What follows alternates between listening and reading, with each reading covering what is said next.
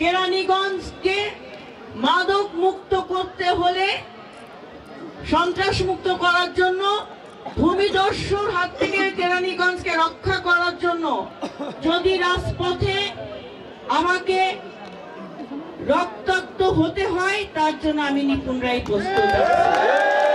সন্ত্রাস মুক্ত, চাঁদাবাজ মুক্ত, মাদক মুক্ত কেরানীগঞ্জ আমরা গড়তে চাই। এটা শুধু আমাদের মৌখিক দাবি নয়, এটা আমরা যেন আমাদের কর্মের মাধ্যমে আমরা প্রতিষ্ঠা করতে পারি।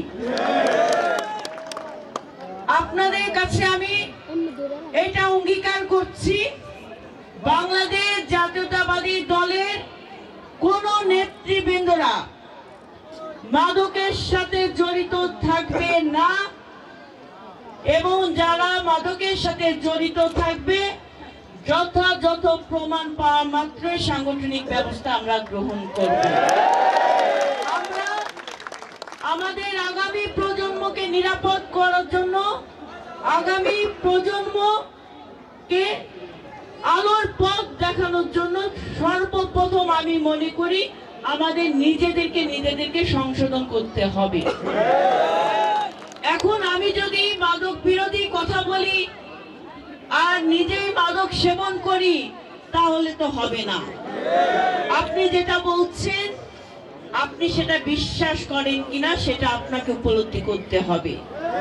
আপনি যে আন্দোলনের নিয়ে মাঠে নেমেছেন, সেই আন্দোলন আপনার ঘর থেকে প্রথম শুরু করতে হবে ভাইরা।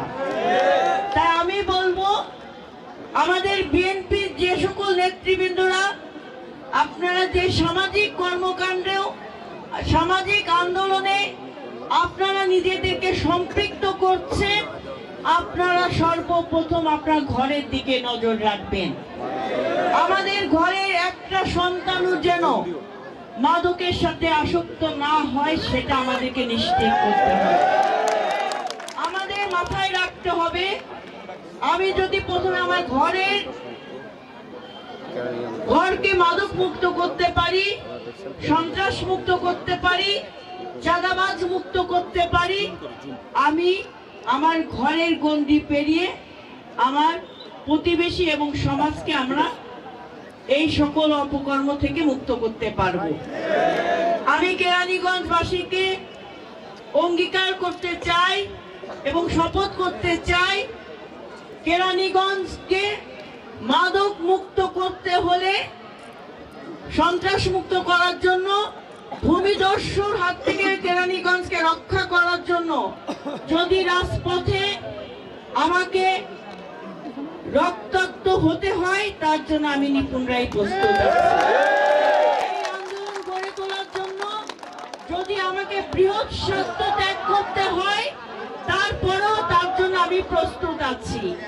এই কারণ আমরা মনে প্রাণে বিশ্বাস করি, কেরানীগঞ্জের জনগণ বিশ্বাস করে, বাংলাদেশ জাতীয়তাবাদী দলের হাত দিয়ে কেরানীগঞ্জ আবার নতুন করে মাদক মুক্ত হওয়ার স্বপ্ন দেখতে পারে।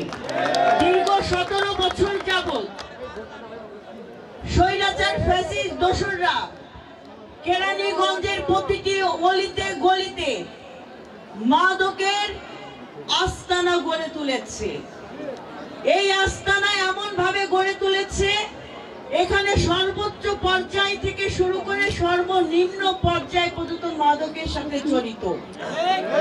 এবং এই আপনার ব্যবসায়ী জোন এলাকায় প্রতিটা গলিতে গলিতে ছিনতাই এবং চুরি ডাকাতি এখনো চলমান আছে। এগুলো বন্ধ করার ব্যবস্থা গ্রহণ করতে হবে। একটা প্যান্ডেল সাজিয়ে মাদক বিরোধী আন্দোলন করছি, এটা শুধু জনসম্মুখে দেখালে হবে না ভাই।